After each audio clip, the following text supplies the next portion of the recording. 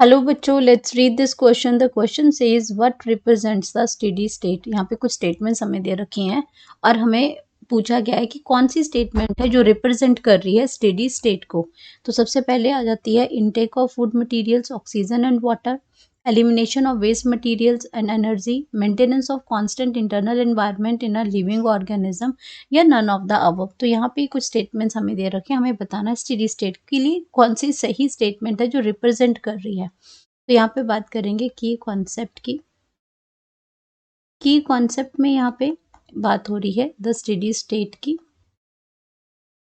Steady state, अब steady state का मतलब होता है इक्विलिब्रियम, एक मेंटेनेंस जो होती है आपकी, उसको हम स्टेडी स्टेट कहते हैं। तो ये आपका एक्चुअल में जो वर्ड है वो थर्मोडायनामिक्स में ये टर्म यूज होती है।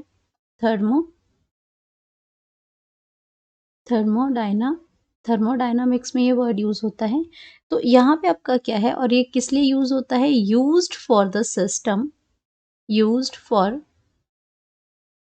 अ सिस्टम whose इंटरनल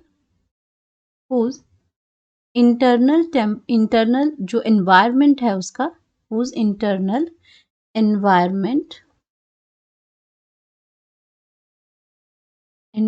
जो एनवायरनमेंट है उसका वो कैसा हो जाता है? कांस्टेंट रहता है। इंटरनल एनवायरनमेंट जो है रिमेन्स कांस्टेंट रहता है एज कंपेयर टू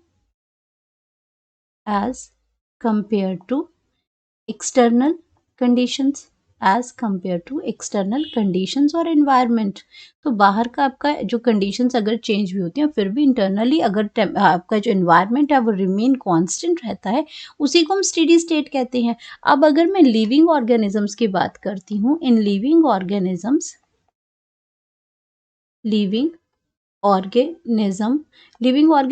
भी आपका में क्या है? डायनामिक इक्विलिब्रियम शो करता है। डायनामिक इक्विलिब्रियम शो करता है। इक्विलिब्रियम जो है वो शो करता है, डायनामिक इक्विलिब्रियम होता है, क्योंकि लिविंग ऑर्गेनिज्म में नंबर ऑफ फिजियोलॉजिकल फंक्शंस होते हैं। फिजियोलॉजिकल जो मेटाबॉलिज्म्स होते हैं, ये फिजियोलॉजिकल फंक्शंस हमारी बॉडी के अंदर होते हैं जिनको हम मेटाबॉलिज्म कहते हैं। तो ये सब में क्या होता है? हमारी एनर्जी की कंजप्शन होती है, उन सारी प्रोसेस को करने के लिए हम क्या करते हैं? एक इक्विलिब्रियम होता है, एनर्जी को हम गेन भी करते हैं। अब हमारा सिस्टम जो है वो क्लोज नहीं है, ओपन है। हम एनर्जी को कंज्यूम भी करते हैं, हम एनर्जी रिलीज भी करते हैं, हम दोनों चीजें करते हैं। तो एक कांस्टेंट है, हम एक बॉडी के अंदर एक इंटरनल जो इसमें एनर्जी का एक लेवल है वो एक कांस्टेंट लेवल है कि हम इसमें कंडीशंस को मेंटेन करके रखते हैं।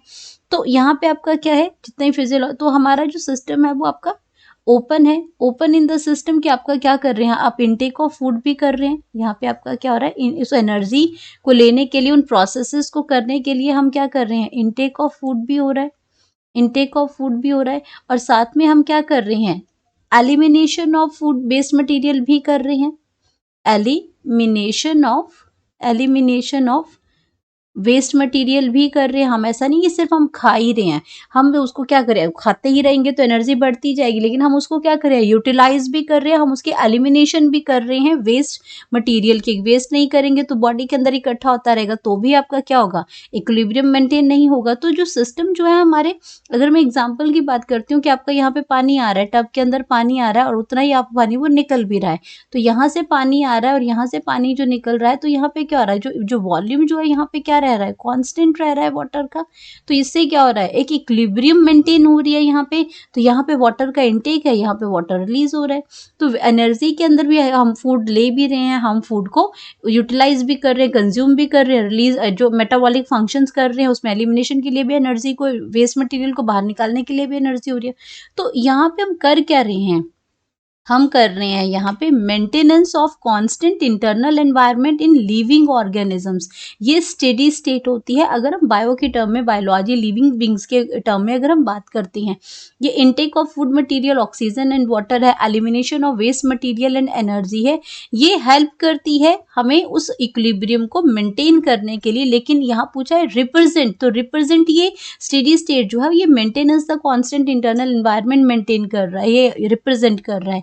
तो इसकी वजह से ये आपकी इसको हेल्प करती हैं, लेकिन यहाँ पे रिप्रेजेंटेशन की पूछे दोनों ऑप्शंस गलत हो जाएंगे, नन ऑफ द अबव भी गलत हो जाएगा।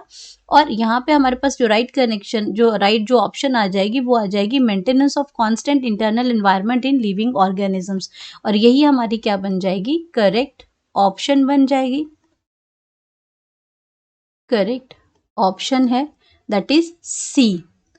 Hope you understood it well. Best of luck.